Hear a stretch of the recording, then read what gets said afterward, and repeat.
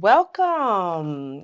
I can't believe we're at episode 3 already of the shit they don't teach you in grad school. And I'm excited today because I have a very, very dear friend of mine, peer, that I have known for 3 years now, joining me today. So I'm going to let her introduce herself and y'all can see how dope she is.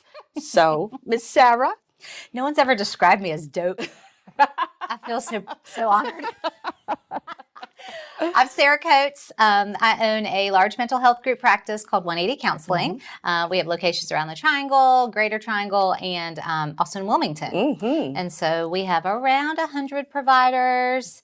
It's been open since 2007. Yeah. And so I'm a licensed clinical mental health counselor by training, by license, by schooling, all that good stuff. And then I do some business coaching on the side too. Yes, yeah. And that's kind of how I met Miss Sarah. She had a call that I joined about 3 years ago for other group practice owners. And it's still going strong today. 3 years later, it's amazing. But that's how I met Sarah. And as soon as I met her, I was like, oh, I'm gonna like her. Like she's, very real, and we both love the Lord, and we pray together sometimes. We cuss a little bit sometimes too. We do like to drink a little wine every now and then, but that's okay. But we still love Jesus. We still love Jesus. So, and that's what really added, I think, to our friendship and allow it to kind of stay the way it is. And I think in this field, it's important to have other people who get it, who understand what having a group practice looks like. And that's why I started this podcast, is really to talk to other peers and other people from the business perspective of mental health, which we don't really learn in grad school. So we're going to start with some questions about kind of how you got started with your practice. What kind of drove you to opening your group practice? Thank you for asking. So I was actually a school counselor for a number of years. Back in that day, I mean, this was like over 20 years ago, and it was very heavy on testing and even disciplinarian stuff. And it's like, I'm not a school principal, I'm the school counselor. And so I just felt like I wasn't doing enough counseling. But I went to school for counseling. I had a master's in counseling. So anyways, during that time, I decided to pursue my professional certifications to become, at the time, it was licensed professional counselor. That's right. And so I did that while I was a school counselor. And then once I got my certifications and my license, I decided to step out and kind of dabble in private practice. Solo private practice. I was in a good situation, I'd say a privileged situation, where my husband was working for his dad. I didn't really have to bring in a strong income. So I was like, hey, I'm going to do this thing on the side, this like private practice. And my husband was like, what is counseling? Like, he didn't even know. And so I did solo practice just like 2 days a week, 2 or 3 days a week. And very soon after I opened, I got pregnant, and I was like, oh, now I've got, 15, 20 clients. What am I going to do with them? And I believe God sent me a person. She called me up one day and she was like, hey, I'm looking for some office space to rent. And I was like, oh, come. And can I give you these clients to see while I'm out on maternity leave? And so she joined in with me, and then another person came, another person. Next thing we know, we had like 4 of us sharing this office space. And so quickly I thought, well, let me start a group practice. Fortunately, my dad's in family practice, so, I worked with his biller to figure out how to do billing. She taught me how to set up, some other things. And so, I launched a group practice out of that. Just kind of learned from some others how to do it. I had a supervisor that was also in private practice. So she kind of helped me, with paperwork. And, back in the day, it was all paper pencil. There was no EHR platform. No Therapy Nest, therapy notes, Theranest, nothing like that. And so, that's kind of how I got started. That's cool. That's an amazing story. So 16 years, 17 years? Let's think here. 07. Oh, so what's the math? years. Yeah, 17 years. This August, 17 years. That's a blessing.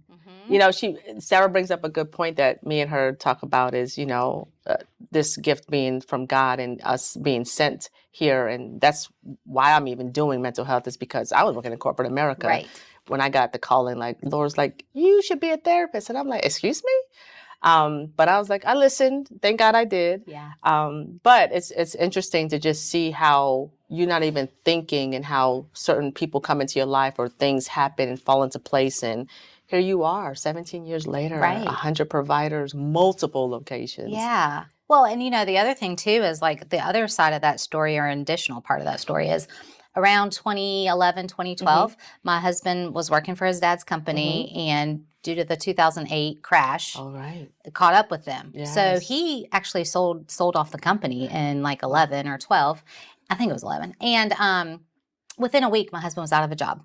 Wow. Okay, so I've got 2 toddlers at home. We have 2 toddlers at home. My husband's out of a job. I was still kind of part-time-ish, Right. And I had the other providers. They were basically paying for the rent. Right. But that was it. Right. It wasn't like I was lucrative. Right. And so I told my husband, well, how about you stay home with the toddlers and I'll go really work. Like I can work and make a living for us. And so that didn't last long, meaning he didn't stay home with the kids long. He got a job very quickly. But that is when I started grinding with 180 counseling. I mean, that's when I was like, oh, I got to make this thing go. And I'm telling you, it was like what I thought was going to be devastating. My husband losing his job, all of that stuff was totally redirection for God to open up this thing that I was supposed to step into. That's right. And it just, I mean, I worked it. I'm not saying it just happened. Right. But it started taking off and it's been growing ever since. Yeah, that's amazing. Let's talk about that. Like you said, you did some work. Like, what was some of the hardest things or the obstacles you kind of had to get through, even separate? Now you're starting this and now you're trying to figure out what this is going to look like. What were some of the obstacles that you ran into as you're growing this practice? Well, when I first started, I didn't take any insurance. Oh, okay. Back in that day, it was very hard to get on insurance panels. In fact, Blue Cross would constantly, like every 6 months, I'd try to apply and they would say closed network, and they wouldn't allow new providers in. And so that was a very frustrating point.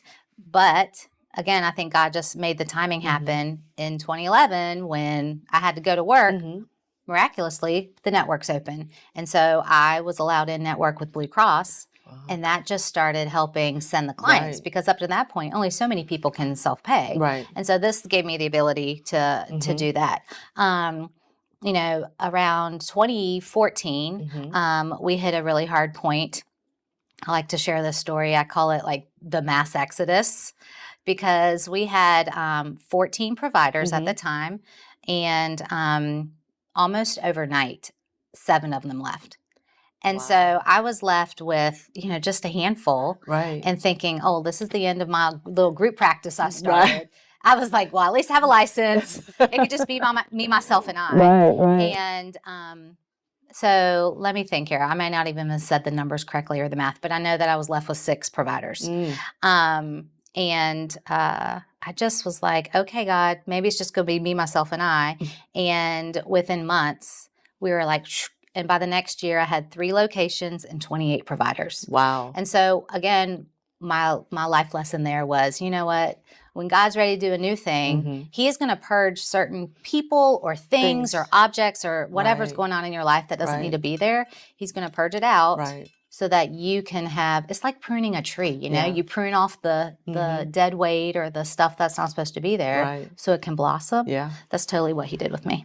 Yeah, that's an interesting point because I know sometimes, like I said, Sarah, we meet every other week. Well, Sarah, she's busy now, so I'm going to see her that often. But sometimes when I can say when I have those periods, like when there's just chaos, I try to call it chaos when I really want to call it something else, but I'm trying to be nice when I say that. Right, that. But when you have those periods when you're, working with other providers and you're struggling with trying to figure out, are they a good fit and not a good fit, or when to let someone go, like a biller or admin or anyone, and how devastating it is in the beginning because it's like, this is your baby, but sometimes you have to let things go in order for you to grow to the next step. And it's really hard sometimes because sometimes I know for me, when I started at the peak of COVID is when I started, it was like that scarcity mindset. And it's like, oh my God, am I going to make it? Am I going to survive? And it's like, you probably are, but you're going to have those periods. So let's talk about that fear or when it slows down, because it sounds like with your 17 years, you've seen some ups, downs, Correct. growth, decreases. And I know just in my 4, I have definitely like summer months. Yeah. When it's like, whew, don't everybody go to the beach, come to your sessions. That's right. They don't need therapy. They got sunshine. Yeah, exactly. At COVID, everybody was like just, nonstop busy. But now that people are traveling and living again, it's like talking about those, how do you get through those periods where you're like, am I making the right decision? Right.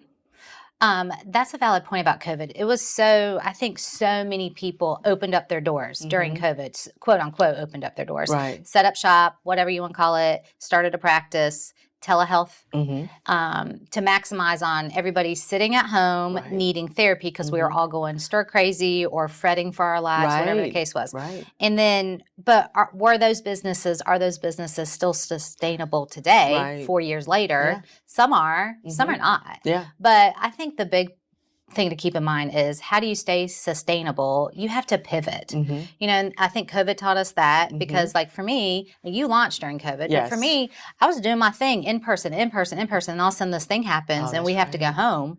And I literally had to pivot. I think we had 60 providers at the time. And like, how do we flip this whole in-person business to telehealth? Right. Literally within like a week or 2 weeks. That's Remember true. that window of time? That's right. That's right. And so it was like just being flexible, ready to pivot at any point, and not having that freak out scarcity mindset. Like, also I truly believe like what is meant for you will flow easily to you. If God's in it for you, it's going to happen. And so I think faith, boy, I don't know how people do business without having some sort of faith system. Absolutely. Because what are you leaning into when it goes to, you know what? Yeah. That brings up a good point. And I think like for our relationship, that's why I value, because, we can send each other scripture. We can talk about God. We can still vent because we're people, we're human beings. But I know for me, just going through certain obstacles, because when you met me, I had a partnership, right? Right. I dissolved the partnership. Forgot about that. Yeah. I know. So I started as a partnership. Now I'm by myself running a business, and it was scary. And Sarah's kind of cool, and she's just like, just try it. If it doesn't work out, it'll be all right. And sometimes I can hear myself say, all right, Renee, I'm just going to try it and we'll see. Because I just, brought on 2 nurse practitioners. I'm like, I don't know what I'm doing, but I'm going to try it and we'll see what happens. So sometimes, like you said, you got to kind of like try things, pivot, go another direction. And that kind of gives you a little bit of like, it's going to be okay when that happens. Yeah. When that happens. Well, you have to have faith and trust that it's going to work out. Yeah. And also believe in yourself. Yes. Absolutely. I am not an idiot. I can do this.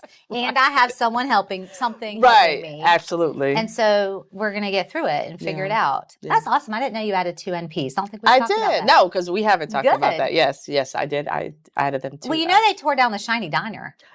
I know. When I saw that in the news recently, I was like, well, Renee and I just went there for breakfast. Right. Yeah, that's our powwow time with each other when we're going through things. So talk to us a little bit about kind of growing. Like what's next for you? What are you thinking is the next thing that you think God has for you, or kind of what you're feeling about this business? So 17 years in, I've opened, and we've closed a few locations too, so I think, I've opened, probably, I don't know, 9, 10 locations. We have 6 because I've consolidated a few, closed doors a few. Right. What is next? I think it's probably, I don't want to say easy, but I know what to do to open more locations. Right. So, I've got my little plots on my North Carolina map of like what city we could go into. But, it's a big endeavor to open another location. Yeah, not just the site, but the hiring of the staff and all that stuff. So anyway, maybe maybe I could see us opening some more locations. Okay. But, when you do that, you also have to have the middle management infrastructure. Right. So you can't just open locations and they run themselves. Right. Like you have to have the people in place, not just the therapists, but the administrative personnel and then the higher level management to manage those people. Right. So it's a whole thing. Right. I have some other things I'm thinking about, maybe some other lines of service, not med management, not yet. I've always, I've tried that a little bit. Like, let's go figure out that. And then I don't know, I just feel like each of us as business owners need to think about what is our lane? Right. What are we really good at? Absolutely. You can't do everything. Right. You can't. You know? You're and you have to so do true. what you've learned, what you're good at, Yeah. and kind of stay in your lane. Yeah. For me, my lane has been outpatient therapy, opening locations. I can I almost say I can do it in my sleep, but I can do it. And so, we might just keep doing that for a little while. Right. I've been dabbling in some podcasting myself. Yes. I have a book that I know I'm supposed to write. Yeah. And I've told you about that. I still haven't written it, Renee. It's okay. You open locations and podcasting. You need to therapize me and tell me why I'm not writing this book. But I had a situation recently, and it really, it's just more fodder for my book, more data, more, chapters. And so I was like, I've got to write You got to this do book. this. You have to do that. Yeah. But, because, I've been thinking about going back to get my doctorate, right? I know I want to. It's something, because I even told my kids, if I get that doctorate, y'all going to have to call me Dr. Mommy. Not just Mommy anymore, Mom. It's going to be Dr. Mom or Dr. Mommy. Doesn't that sound good? Yeah. I like it. I like Dr. Renee better. Though. I know. But the kids, they can't call me Renee. Yeah. My kids, they have to call me Mommy. Your babies, so yes. just put the doctor in front. So. I like it. But but you bring up a good point. Running a business, sometimes it's just so much work, right? Thinking about the therapists you've hired, your staff, which are typically your employees, the therapists, not so much, but your staff, and making sure you have biller, right? Billing is essential. It is the core of your business. If your billing is off, you can't pay anybody, you can't pay yourself, you can't pay your staff. And really understanding and getting good billers. That's probably been my biggest obstacle. I've been through 5 now. And it's like, I shouldn't, as a provider, know how to do billing more than someone who's been doing billing for 10 years. But that's what I've run into in my experience. What has been kind of the thing that's caused you in building that, as you said, that foundation of your company, outside of just the providers? Because yes, they're going to see clients, but that core, the team that you've built to kind of support your vision and making sure you have a solid group of people behind you. I'll tell you a little story. I always got a story. Way back when, we had outsourced our billing to this company because we got to the point we couldn't do it all. Me and my little intern that was doing the billing. I mean, we were filing ourselves for a little while. And then it got to a point I couldn't do that anymore. So I outsourced the billing, and train wreck. I mean, it was horrendous. And I literally one day, because I get like this, like I'll take. And then finally I'm like, we're done. Get out. You're fired. This thing's over, whatever it is. And so I terminated my relationship with them. They wanted to sue me because they said I had signed a contract. I said, I am out whatever thousands of dollars. You haven't done your job. You breached the contract. Right. Absolutely. We are done. And so I put out a thing, on Indeed and trying to find a biller, hire a biller. Right. And this gal came to me. Well, I interviewed several people, but the one I liked the best, she had billing experience, primary care experience. Okay. And I was like, oh my gosh, she's great. And so I wanted to hire her. But I knew she was going to cost me, not cost me, but I was going to have to pay her. Right. And so I was like, oh, okay, what are you asking for salary-wise? And she told me a number, and I was like, oh my gosh, I probably said this in my head. I cannot afford that. And I had this little voice, Holy Spirit, whatever you want to call it. It was like, but you have to. And I was like, oh, but I have to hire her. I'm going to hire her.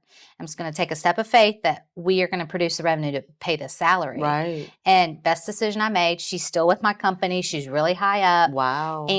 But she got our billing in order because she knew what she was doing. But the point is, the lesson is, I didn't think I could afford her. If I had a scarcity mindset, I've been like, can't pay that. Right. But I just knew that I had to because I needed her. Yeah. And sometimes you have to pay for what you need to get the job done. Yeah. And so then it just kind of grew from there. Yeah, that's true. That's and that's a good point in the business of therapy is right, is how much to pay people the providers that work, contract with the practice, your team, your billers, your admin team, your intake person. Yeah. And I find that having good, my support are my clinical directors, right? They're the people who kind of help with the therapists, case studies, training, any questions they may have. outside of payroll, they can pretty much handle Right. anything. And I think that's an important lesson for anyone that's, doing a group practice or wanting, is having a really good, solid team that Yes. supports your vision, and is really, cares about your company. That's probably the biggest thing. And I feel blessed that I do have that right now. Right. Yeah, because I know what I've experienced with Yeah. My billing nightmare and some of my admin nightmares. It happens. Yeah. And you said a really key phrase, supports your vision. They need to be on the same page. I mean, they don't have to believe everything you Right, believe. That's not what absolutely. I'm saying. But Right. like support your mission, your vision, what you're doing Yes. with the company. Yes. Because I said this to somebody the other day. I was like, when 180 pays taxes, whose name is on the bottom? Right. Sarah Coates. Right. Not yours. This is my business. Like, this is my company, and this is how I feel called to run it. Right. And if you don't like that, that's okay. Yeah. You can go do your own business the way you want to do it. Right. This is how we're doing this business. Yeah. And so you need people that are the close people around you. Yeah, the close to people. support your vision, support you, have your back in your decision making. Right. Yeah. Yep. That is. And I think, when we talk about what the hiring process is like when you're deciding that you're going to do this business of therapy, right? When it's by yourself, you start off by yourself, so you only had to be concerned with yourself. Right. So let's talk about that hiring process and what it's like to have to be really concerned about others in this field and in running a practice. Well, I think one thing that's really important is, these people are working for you or working with you, but they also represent your company. Right. And so whatever your standards or your values are that you're, keeping for your company, the people that work with you or for you should also be able to carry that out. Right. And so I think, screening or discussing that is really important. Yeah. And I'll tell you, one of my biggest mistakes was just hiring. Just to get the bodies in? Just to get the bodies in. Like I said, I started during COVID, so we were busy, and it was just busy. And interestingly enough, I did look up pretty well. My first batch was really good, and then I think as time went on, I was just like, oh, well, the first batch was good, so the next ones will be good too. Because in my mind, I'm coming from corporate America, so I'm just like, it's nothing like corporate America. Like everybody's going to be nice and sweet and kumbaya, right. And we're going to sing songs together, hold hands, and that in my mindset. Yeah. And then you're not doing your notes. Yep. You're forgetting to cancel your appointments, or just doing all kind of things, and I'm just like, what is happening? What world? What are we doing? And I think it's important, if you decide to open your practice, is have processes in place. Yes. Templates in place, good training, centralized location for things so your providers are aware of things, and also letting them know that even though you represent this company, you still work for yourself. You still have a license that you have to adhere to. In your code of ethics, it says documentation is required. Right.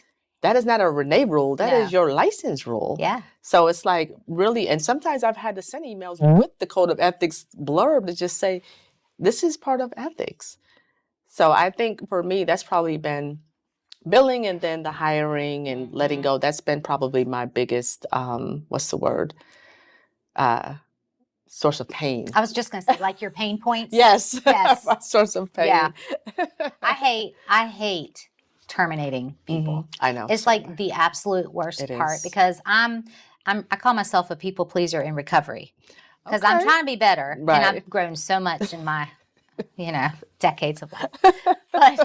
But I still, I don't ever want people to be disappointed in me. I definitely don't want them to dislike me. And so, but sometimes billers, admins, even therapists, you have to just be like, sorry, you can't be here anymore. This is not going right, or you've done this and that. I have to terminate you. Right. And I hate it. It's the worst part of owning a business for me. It is. I would agree. I love bringing people into my fold, but I don't like to send them out. Yeah. But it's back to that pruning and purging. You can't be afraid to do that. Right. Because sometimes the only way to grow is to do that. Yeah, that's true. I think I called Sarah. I think for my first time, I had to let someone go. I called you like 6, 7 o'clock in the morning. I'm like, Sarah. She's like, just cut it off, Renee. Just do it. I'm like, okay. As I'm doing it, I'm like, I don't feel comfortable, but I'm getting I'm getting better. Right. Not that it happens often, Yeah. but it is part of the journey. It's business. It is. I mean, it's at this part point, of it's it. business. I think that's the thing. So speaking to therapists, Yeah. opening businesses, you know, therapists are so relational. Yes. I mean, that's why you're a therapist. And so then flipping that hat over and wearing the business hat of saying, this is business. Sorry, not personal. It's just business. It's That's business. hard for us. It is. It is. I would agree with that. It is great. Let's switch over a little bit, because like I said at the beginning of the podcast, we met because you posted something in one of the social media groups about having a group practice call. Yeah. And I joined, and I had no idea, because I'm just a newly group practice, and I'm just like, oh, okay. I meet Sarah and some of the other ladies who have these like thriving businesses, and I'm just like, well, it's just me. I got like 7 people, and I'm in the middle of dissolving my partnership. So, you know, but man, the support, the information, the sharing of knowledge across the non-competitive nature that we've been able to sustain for 3 years, where we're really supporting each other and, you know, answering the questions that we don't know. How do you do this? How do you take care of that? And I mean, great, you should have a coach or a mentor. That's really, really good if you really want people to like spend their time to do stuff for you. But those one-off questions or those calls, it's so amazing to kind of have that support. But also thinking about you with being, you know, why was it so important for you to do that? Why was it so important for you to reach out and put this call together to do this? 2 reasons. So the immediate reason was it was COVID. We were all going home. We all were doing in person, those of us that have been running these groups for a while.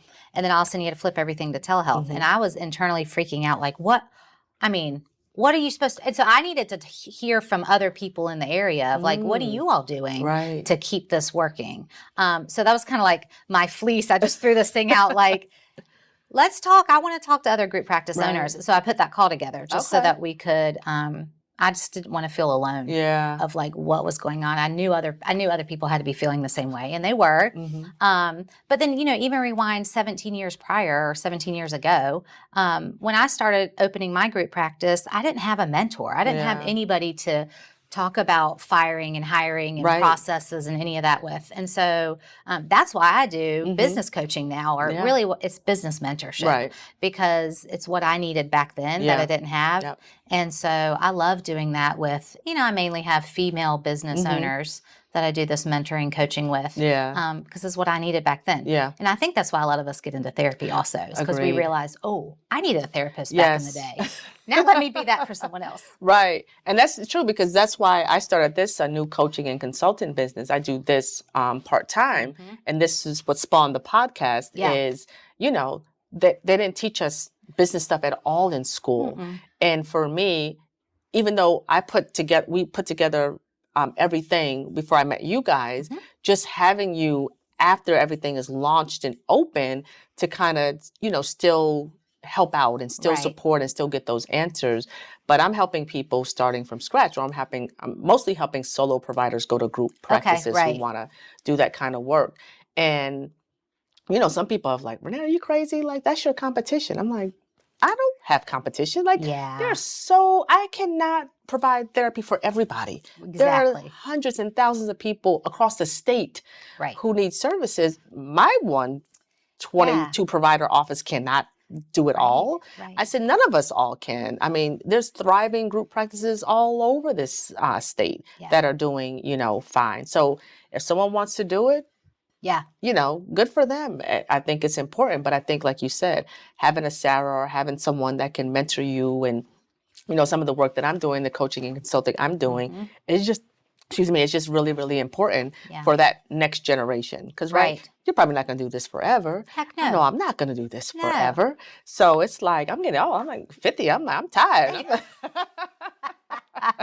But it's true. It's like, you know, doing that. And that kind of leads into that whole idea of how you grew so fast. Like, that networking in the community, like you said, you're going out in the community with your podcast. Why is that so important for your brand, that networking and just being in the community? Well, name recognition, right? So, most of our locations, most of the therapists are pretty full all the time. Right. It's, unfortunate and unfortunate. But to me, name recognition. So my undergrad was in communications and marketing. And so I've always felt like you have to keep your name out there all the time. Right. Because somebody may not need you right now. But in 6 months, when they go through a tragedy, who are they going to remember? Right. When I need counseling, I heard it on the radio, I saw it in the newspaper, And so that's just really important to keep your brand out there for when people need you. Yeah, that's true. Yeah. And see, for me, when I started, I really, some of the things I struggled with is being branded as supporting my community, my culture, and not being open to everyone, and also talking about my faith. That were two of the things that I thought about, or being just more transparent in how I put my psychology profile together and my website together. So when many people read it, I start with a Bible verse, Romans 8:28. That's what starts my profile on the website for me, because I wouldn't be here if it wasn't for God. Right. And I also talk about being a blended family and how that has taught me a lot about, love and support. But also, from a cultural perspective, our friendship is unique in that we share the love of Jesus, right? We talk about God. We talk about, we're also group practice owners.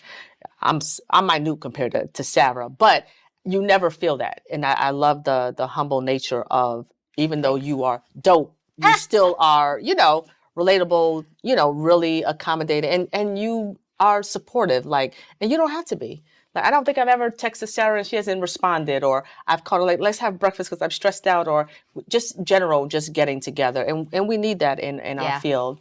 And another thing, especially for my community, is, in my culture, is removing that negative stigma when it comes to therapy.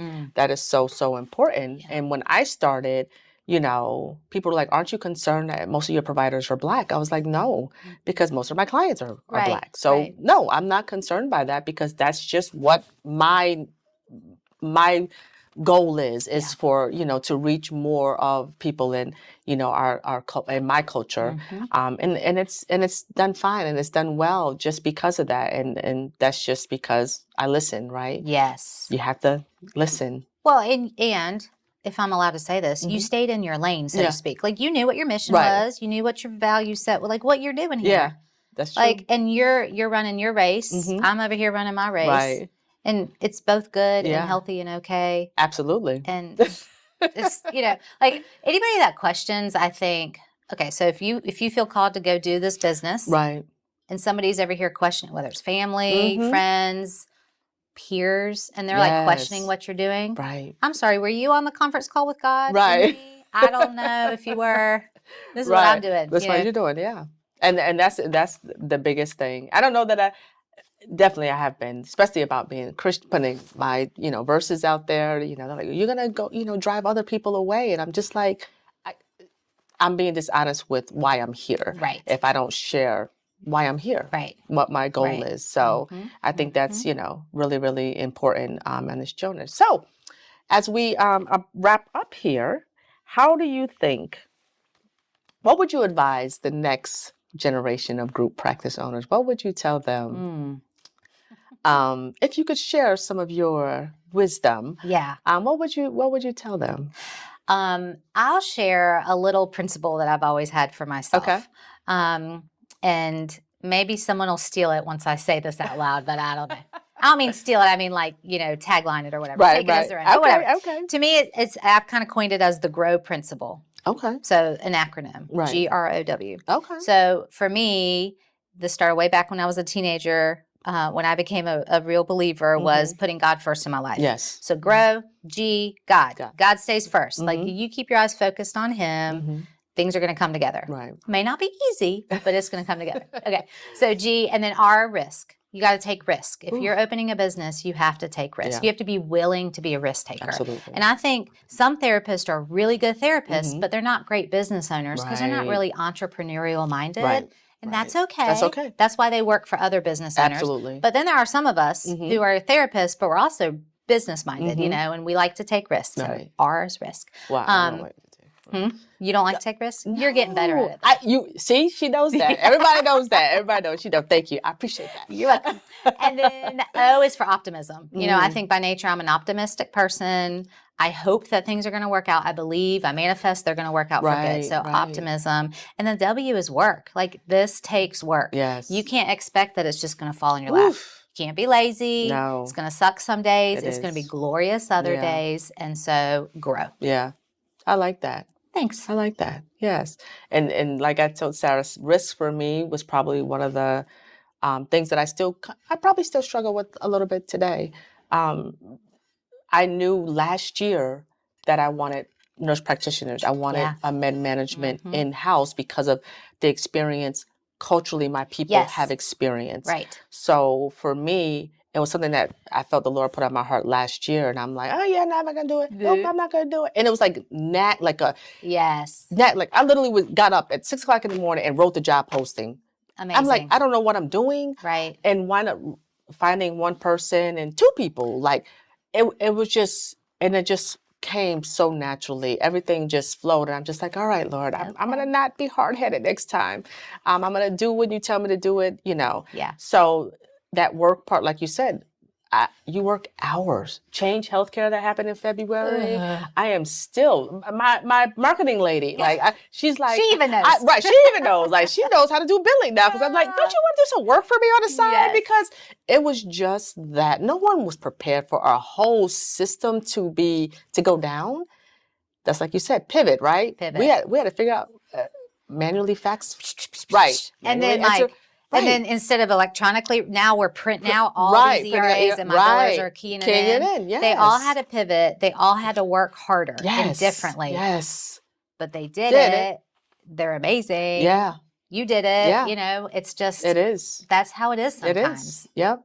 Owning a business is not for the faint of heart. It is not. If you are faint-hearted, you need to just go, I don't know. Just don't work at Starbucks either. Right. That's not going to work either. Yeah, so I'm going to leave my people. I want to thank Sarah Coates again, the owner of 180 Counseling. I think she's in the inside cover of Vanity Fair magazine. When I say she's dope, she's dope. But I really appreciate you coming and hanging out with me and sharing a lot of your knowledge to my fans. Hopefully, I'll get some more fans soon. But also want to thank Craze Wellness, Tea and Wellness out here in Clayton, North Carolina on 419 East Main Street. Come check them out. Beautiful wellness cafe here with great teas and drinks. And I'll leave you all with some thoughts. If you're thinking about opening your practice, definitely form good relationships. Good support relationships are very important. For me, God is always first. I try to make sure every morning I get up, I pray. Pray for my therapist. I pray for my clients. I pray for the staff. I pray for everyone. And that also I pray that I continue to do what God wants me to do, not what I want to do, what He wants me to do, and that I get to live in that. Because for me, it's a blessing and sometimes very surreal to be living this journey. Yeah. And then just do it. If this is what you want to do, put the work in and do what you need to do. Don't let anything stop you. If you hit some obstacles, that's all right. Jump over them, go underneath them, on top of them, sideways, however you need to. Just keep going. So I appreciate you guys joining me and sitting here, and also Sarah coming to hang out with me today. And remember, this is all about they didn't teach us in grad school, the business of therapy. Thank you.